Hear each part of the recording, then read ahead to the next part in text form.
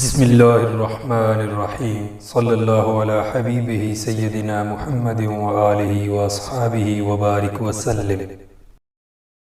हर नए ज़माने में कुरान की हकीकत आश्कार होती रहेगी। हदीस के बगैर कुरान का समझना नामुमकिन है।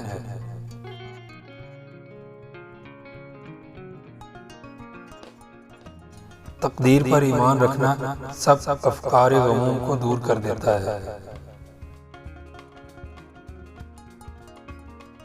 ज्यादा बोलने से बढ़कर इंसान के लिए कोई चीज बुरी नहीं।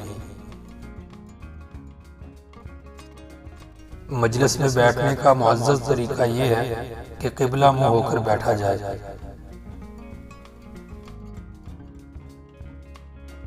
दुनिया मोमिन के लिए कैद खाना और काफिर के लिए जन्नत है।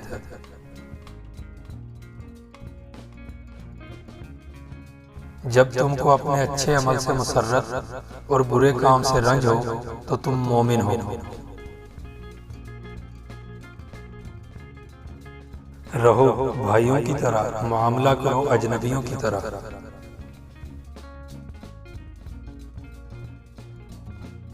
ऐ लोगों, अल्लाह से डरो और तलबे रिज़्क में एतदाल से काम लो।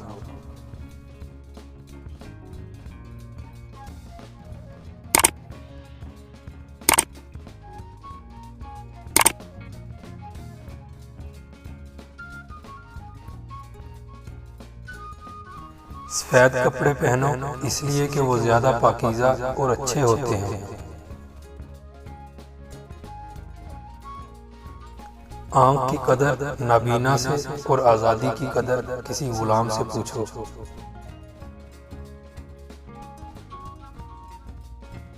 माँ के पास रहो क्योंकि जन्नत उसके पांव तले है।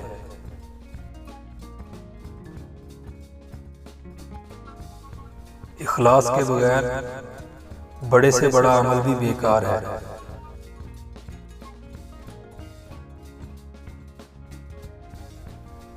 तकवा के बाद मोमन के लिए कोई चीज नेक बीवी से बेहतर नहीं।